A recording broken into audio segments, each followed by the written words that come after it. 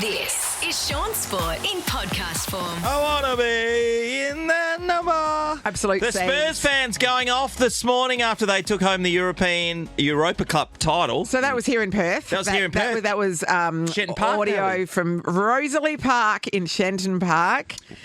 Couple of our guests from Rosalie Look, have Park a look who at are 'em. watching the Spurs take the victory for the first time in 17 years is our producer's husband, Alex. And his Who's dodgy the mate, maddest. Chris. Hey, Chris. Who's what?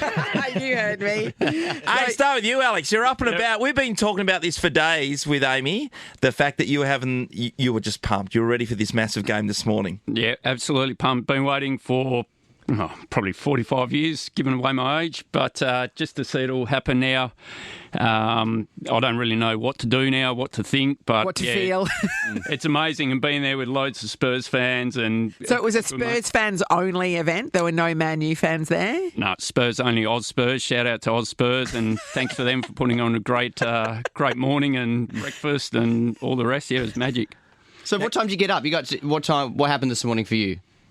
I woke up 2 o'clock on the dot, and I was Didn't out need an alarm, just excited.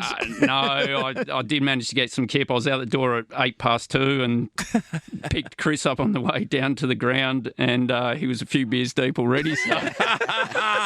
Chris, been a big morning, hey, mate. I don't get these opportunities very often. I've lost my voice, but it's also Alex's birthday. If, It is. Anyone knows that. Alex, happy birthday. What a victory. present. That's the best present ever. Well, I said at the dinner table on Wednesday night, this will be the best birthday I've ever had, and I got shot down saying, well, what about your kid's birth? And I said, but hang on, they weren't on my birthday. No, that's true. That's true. So, yeah, I think I've got to leave pass for a day or two to go out and enjoy it. Yeah, well, Amy was telling us she was, if this is true or not, she was right behind you, possibly going to Spain to watch this game if you had the opportunity. She was, yes, and Fully supportive. fully supportive. And, So what are you doing here? well, there's a guy that you're also speaking to, Chris, that probably took a bit too long to get his leave pass. And Chris, I come know on, mate. we did look at. Sorry, guys. We did sort of have tickets and flights and all that sort of sorted, but the accommodation went from about, for a 3-bedroom Airbnb, went from about 1,700 Aussie dollars on the morning that they qualified to nearly 10 grand that night. Oh, my God. And Bilbao's not a big city either. Like it's relatively small. So yeah, the market, there's not a lot available. It's not geared up, and because there's 2 English teams as well. Yeah, huge. It's, they've got money to spend. They love travelling and obviously get out of the UK and get some sunshine. So yeah, it's really hard. Apparently, a lot of the media couldn't get accommodation. Yeah. And so as people sleep in the airport. And Oh, you would have. It's your team. Now, Chris, you were crying at the end of the match. Emotional. During the match, what was going on? Well, look, guys, jeez, I've lost my voice. It's just one of those things, right? Like, how many years has it been? Too many. I'm going to cry again, guys. Look, it's been so many years to watch. It was an awful game of football. Yeah. But to watch Tottenham win that game in the Champions League, Jesus Christ. Now, Champions let's talk League about Ange, next because, year. of Very course, he's been under the pump, as we know, but he's delivered some silverware now. Where do we stand on Ange? Alex, he's gone. He's gone. Yeah, it's a bit of a tricky one because if you pull the trigger now, it sort of deflates all the glory and everything you've done. But 48 hours? So this isn't enough, is what Give you're it saying. 48 to hours? keep his job. Here's the thing: if you're going to do it, it's because if you hold on too long, then you've got to try and source your new manager. You might not get the one you want. Then now, because we qualified for the Champions League, you've got a lot more buying power. Yeah, for sure. So you need to give the new manager time to get the players in he wants. So I don't know. I sort of think you almost give him till Christmas time and see how it plays out. And you probably deserve it. It's now or never, right? Well, it's the worst performance you've had in the EPL forever, pretty much, in terms of a season. Second to that, Spurs don't spend any money.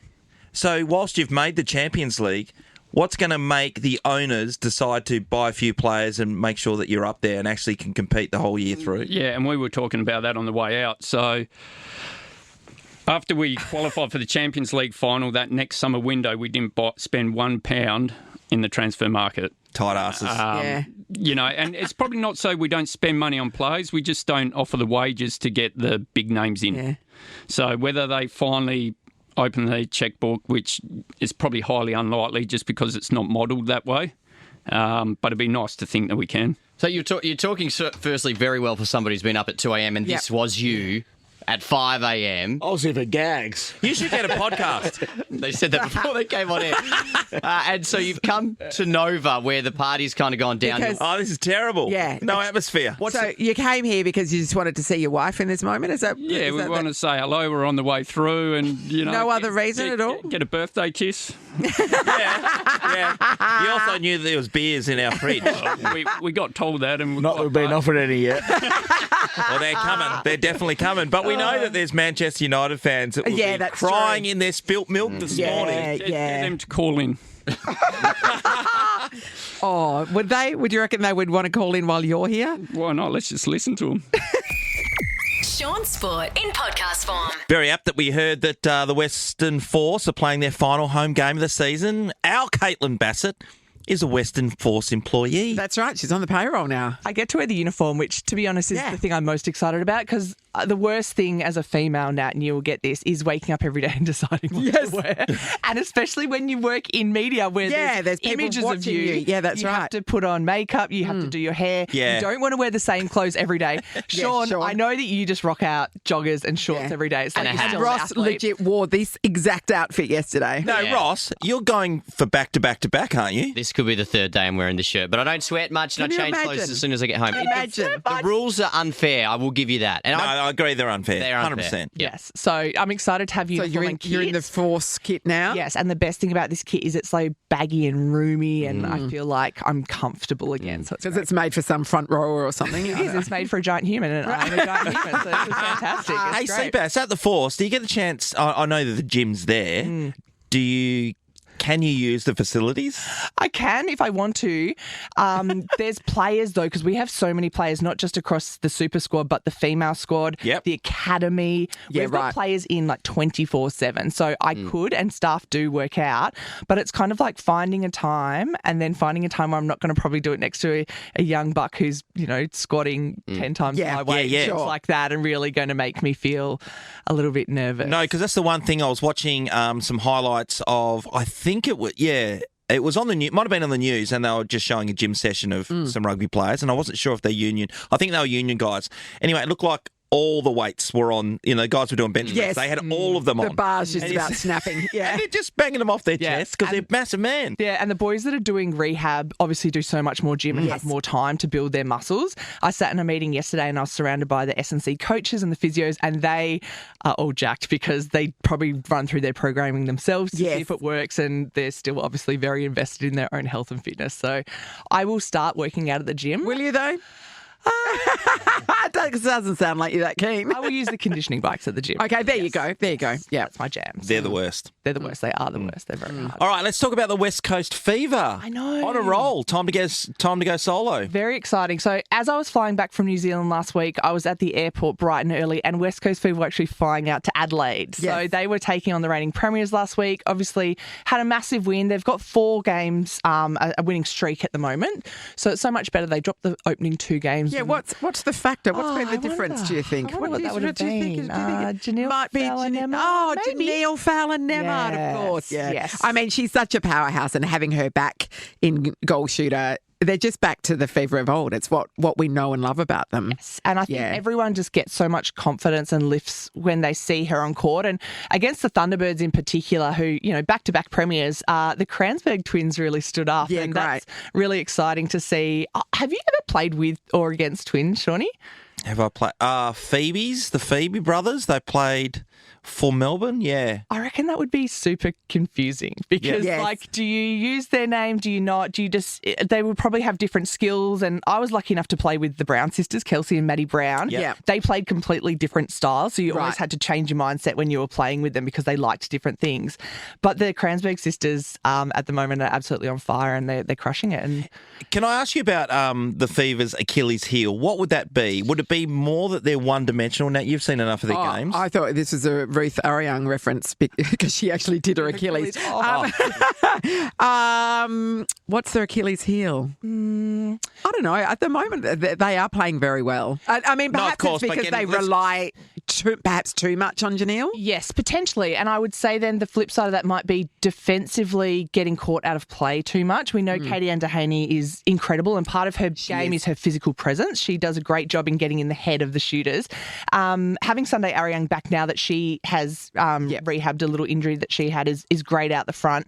So I think they kind of, I don't know, maybe themselves is their own Achilles heel because they have all the tools to win the premiership. But do you think, though, when you come to finals, the opposition, it's easy to scout because you know what's happening, so it's easy to defend. Yes, easier to defend. I know, but that's the great thing when you see players kind of reach into their bag of tricks and pull out something different. And we see Fallon Emmard's more than happy to start putting up a 2-point shot. I think this year, Shanice Beckford has been incredible in just her second year of Suncorp Super Netball and learning what defenders are going to potentially put out against her. She has been terrific, actually, this year, Shanice. I think that is probably the weakness, is the lack of a true 2-point shooter for those super shots, whereas other teams, you can see they just bring them on and they just start landing them from all over the place. And on the weekend, they had a 13-goal lead against the Thunderbirds, and Georgie Horges then goes bang, bang, bang and puts up a few super shots, and that lead then is... It just whittles away really quickly. So that would probably be the weakness. Yes. Yeah. That's something you can practice quite Yeah, easily. that's right. And Seabass, I want to ask you about the mental health space in netball when you were there. Now, did the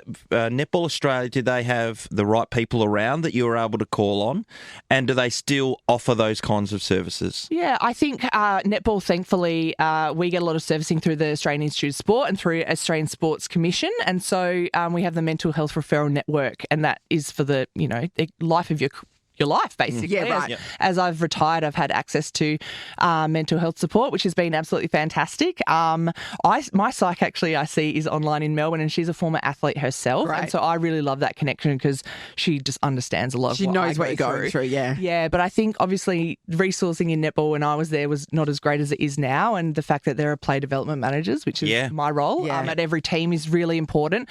And then at the national level as well, because I think sometimes when you're going away and when you're on tour for long periods of time, you can start feeling really disconnected. And it might not necessarily be, hey, I need help with study or university issues, but it's just, hey, something's happening with my partner at home and I'm really struggling being away, or I'm not sleeping well because, my rent has just gone up, or, there's other factors, I guess, around wellness, which netball is doing a great job in supporting at the moment. But, the news of Troy Selwood was obviously... and Adam, yeah. Yeah, Troy and Adam was really hard the last couple of weeks when I came back from New Zealand. That was the first thing I saw. I couldn't believe it. But there's definitely room to grow in that space. Yeah. Absolutely. I think women naturally are more inclined to seek help than men, and that's part of the difficulty, is that men are told to be tough, and footballers especially, and that. So for them to acknowledge that they're having problems is much harder. It's much harder for them to do. Fortunately enough, it's getting better. Yeah, fortunately enough, in the space which Caitlin and I both were in for such a long period of time, we've got the resources. Access to people out there in general public. The resource is coming at a cost. That's right, and that's hard to do. And there's a high demand for it. So even if you can convince somebody to get to get help, getting an appointment or seeing the right people is another hurdle. Yeah, so, it is. Yeah. Seabass, good on you, mate. Thanks. Go the Force. Last game, Waratahs this weekend. We're going to finish our season on a high. Get there, Sea of Blue, we need you. Shaun Sport in podcast form. Time to chat to the big Pav, who will be covering the game that the Dockers will be playing against Port Adelaide on Saturday night. Good morning to you, Pav. Good morning, Shawnee. Hello, Nat. How are we, guys? Hello, Wonderful. How are you, Pav? This morning? It's a bit it's a bit chilly. Look, early morning start. Our boys do basketball early on a Tuesday morning, so got them off to that pretty early, and then It's I went Thursday, for a little walk. Pav. Yeah. Oh, you said Tuesday. Okay. Oh, did I? Have you dropped them at the basketball on the wrong day? Sorry, on Thursday. Did I? How am I going? I've got delayed concussion symptoms like Jeremy McGovern. Let's not joke about that. That's actually quite a serious topic, which we can get to in a minute. But got them to basketball training, or at least got them sorted. Went for a bit. It's really cold out there. Yeah. It's like winter's finally hit, hasn't it? So yeah. It sounds like it's going to be a pretty chilly and wet day across the next couple of ones as well, but which means cold mornings for school sport. So I feel for everyone out there, including ourselves. Yeah, bit of a wet weekend. It is going to be, the long line puffers are going to get a bit of an outing this weekend, I reckon. And think about the parents who got this, or the kids who are getting up at 5 still to go to swimming training and stuff like that. God. I know we talk about the rowing and things, but that's exactly the same. Well, and the weather's good. I mean, we haven't seen Freo and or West Coast really playing a wet weather game across the first 10 weeks of the year, given how beautiful the weather is here. So that adds a different and interesting dynamic ahead of the game against Yarnapulti, Port Adelaide on the weekend, Saturday night. I think when it's funny, isn't it, Shaun, and you'll know this, when you do come up against a team for the first time and playing the wet, I know this sounds really strange, but when you haven't had a drop of rain for, what's it been, 6 months or so, and you've trained all pre-season and had every game, sometimes it gets a little bit slippery like the stadium with dew and whatnot, but when it's proper rain and slippery, it can definitely change the way you approach a game. So it'd be interesting to see how they react on Saturday night if it is wet. Yeah, it's interesting that you say that, Pav, because I know there'll be a reaction and Justin will speak about it, but until you're out there and feel the conditions, you're going, I know it's slippery and stuff, but just through the way you've been almost programmed, I'm still going to get this and going to handball it because that's what I've been doing all the time. Your muscle memory. It goes to dry weather football, Exactly right now, and you can't change what you've trained. So it's a really hard thing to, and your system is your system. So they like to handball the ball, they like to chain it out of stoppage. But you do have to adjust that when it is a bit wet and slippery. So interesting. We're talking about that. Who knows now? It might be absolutely bone dry come Saturday night. But it certainly adds an extra challenge to what will be, I think, after playing such a great game against the Giants, they've got a huge challenge now because they've been so up and down this year, so inconsistent with their effort, with their form. 1 week they have a really good performance, the next they're absolutely terrible. So that's their challenge this week, to really prepare well, mentally get ready for what will be a fired-up Port Adelaide, given they got smacked by the Cats. Yeah. So, that's their challenge this week, more so than actually the weather or anything that is specific there. Port Adelaide beat Fremantle 3 times last year, 2 in the regular season and 1 in the pre-season. Yes, but Fremantle, when they're playing under the name Walyalup, have never lost. Well, keep it rolling out. I love it. Write that down. Keep it for the stats. Now, the West Coast Eagles are away to Adelaide, and they're going to get smashed, okay? They're going to get beaten by a fair while. They had an emotional weekend last weekend, obviously, but they got the job done. I suspected that they were always going to win that game. It was building. You did say it, and we said, oh, no, now that's ruined it because your ability to predict the future is somewhat skewed. But finally you got one right, Shaun. Hey, you throw enough darts now. Yeah, but I think they're going to have a hard time against Adelaide, their high-scoring team, Pav.